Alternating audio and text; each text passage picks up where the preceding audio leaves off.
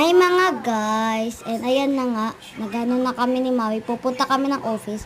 Excited na yung aso ko, ang bilis niyang tumakbo. Yan na nga eh. Pagkabukas, ayan o, delikado yan Maui. Wag kang excited, wag kang mamamadali. So, punta muna tayo dun at hintay natin yung kapatid ko. Bagal niya eh.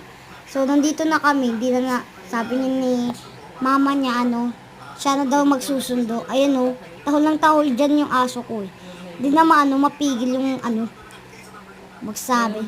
Ayan, binuhat ko tuloy. Kasi, ang kulit-kulit. O, ayan na naman. Tuwakbo. Ano ka ba naman, Maui?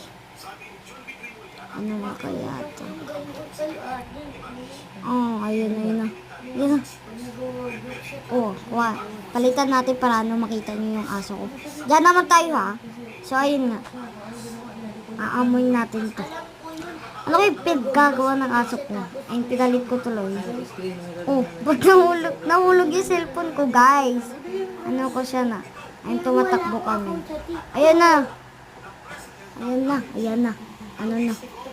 Muntik malabas yung aso ko, guys. Dahil kasi ganyan. Ayan na. Uuwi na kami dyan eh. Uuwi na kami. Kasi ang bagal ng ading ko, napagod na kami dyan eh.